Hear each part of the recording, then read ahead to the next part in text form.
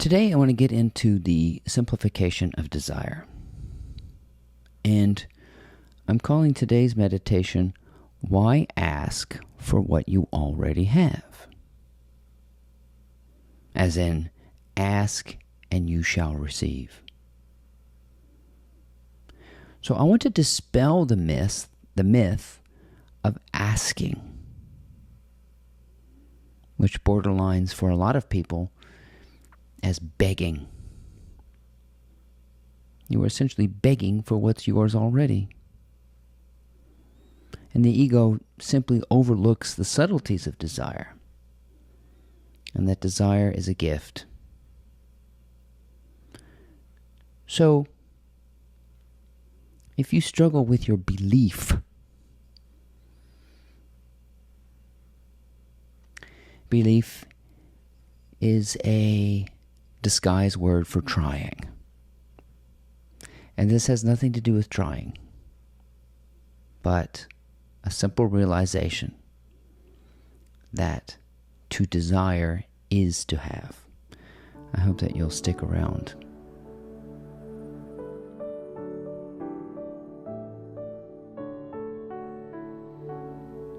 The ego is the part of you that overlooks the subtle beauty of existence. And that existence alone is more than enough. And that everything that you desire is an offshoot of basic existence, of what already exists. You.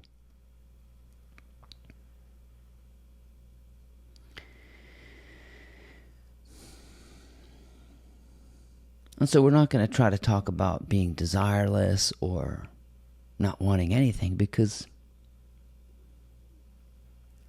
even if you are so-called spiritually awake and you are aware of the subtleties of desire, you still want things. But this time you realize that the wanting itself is synonymous with having. And so what we view as lack is the illusion of the ego, which tends to overlook, overdo, overdramatize what's already. So I'm going to try to point your attention to the simplicity of desire, which is one of my favorite things to do, and the ego's insistence that you don't have it. And that true lack would be that you couldn't even desire it. What you truly lack is what you don't desire. You're not even aware of it. And I'm not so sure that's even a fair way to put it, but I guess what I'll do is go through. I can tell you what I want, but I'm going to go through sort of the kinds of things that people think they want and how it appears as being missing. All right, for some reason, a car is on my mind. I don't want a car. I have a car, and even if I didn't have a car, I had a car. I have a car. Which is hard for people to understand.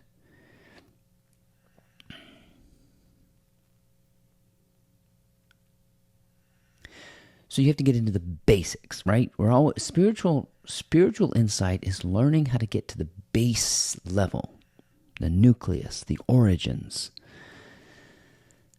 the bare minimum. So a car, let's say you want a car. You don't own one,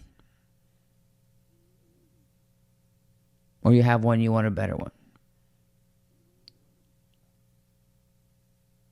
You got to get into the basic premise. The basic premise is that a car is transportation. And you have transportation. It's called legs. And even if your legs don't function, chances are you have a scooter or a wheelchair.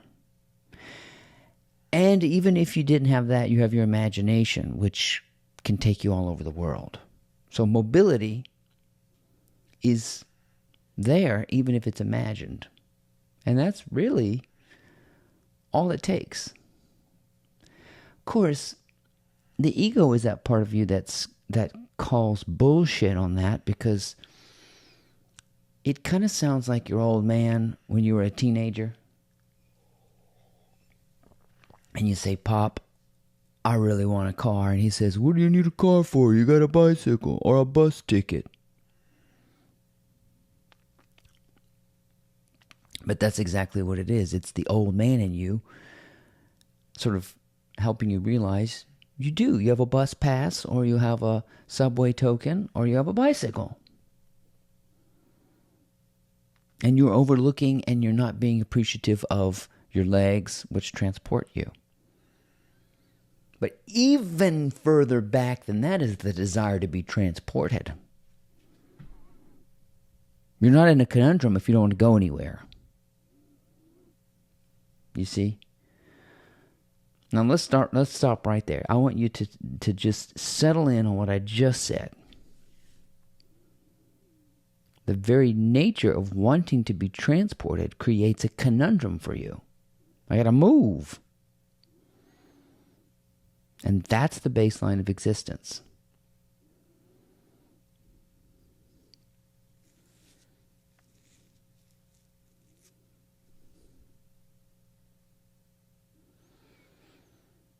But that's not enough. We can't stop right there. The ego is like, what is he talking about? Right then and there, you create a problem for yourself because you exist. You got to move.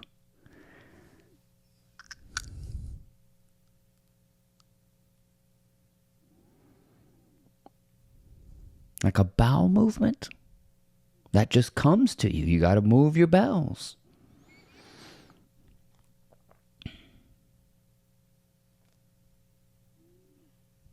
Sit with that. Contemplate that. You created your own need in a strange way. And you provided for that need. You have legs that move you to the commode.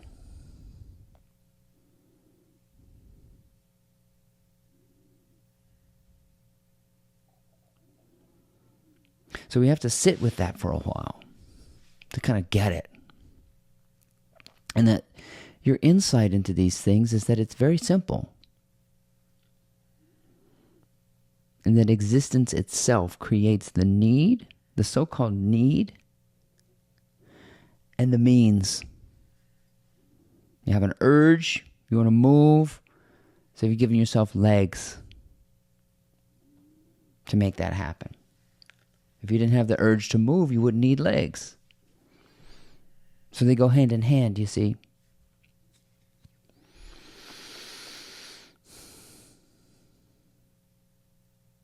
So you have it already. You got to start with the basic body. Your hands are tools.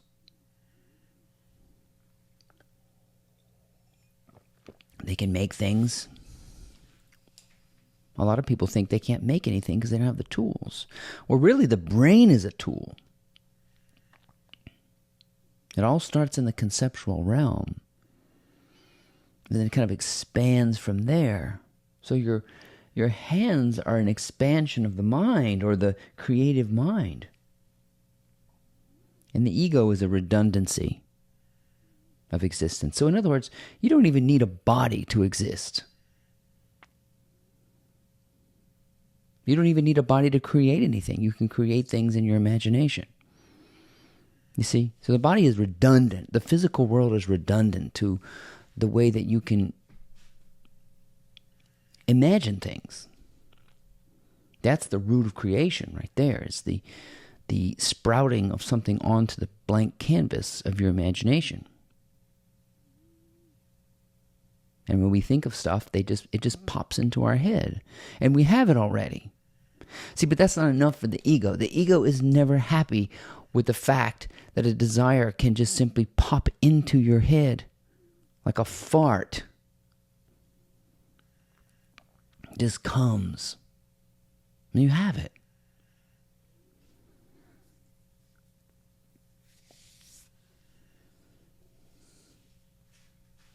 So if you want a fancy car, a really fancy car, I guess it starts with first appreciating that you want to move. That's neat. Thank you, universe. Thank you, self, for prompting me to want to move, to transport myself around the earth. Well, for a long time, humans just walked. Then they started riding animals, and then they started getting creative and expanding the walking, creating boats and planes and cars. So your car is an extension of you. Your bicycle is an extension of you. Why do you want more extensions? The bus is an extension of you. So you're free to move. You can roam around the earth. But again, you got to listen to your old man. This is your inner self, your higher self saying, what do you need a car for? You have a bike. And then you learn to stop being a petulant teenager and ride your bike and appreciate your bike and appreciate your car. You want a new home? Okay, fine. You want a home with 9 rooms instead of a single studio? Okay, fine. First of all, go back to the basics and realize you have a home. It's called your body. How well do you appreciate your body, your habitat? How well do you appreciate your environment, which is an extension of your body? See, this is like nesting dolls. And the ego doesn't like to go back to the nucleus of it. Let's say your body is your habitat. How well do you clean your habitat, keep your habitat vibrant and healthy? Well, part of the reason why we don't have fancier homes is because we don't fancy our home. What we have already, our body. So if you want a fancy home, fancy your home. If you want a fancy car, fancy the freedom of your legs that work, or your bicycle, or the fact that you can transport yourself in any number of ways.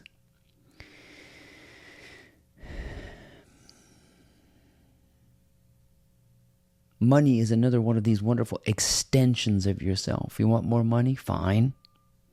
That's fine. There's nothing wrong with it. I guess you have to understand that money is an extension of your energy, of your creativity, and we all have it already. So you have money already because money is an extension of that.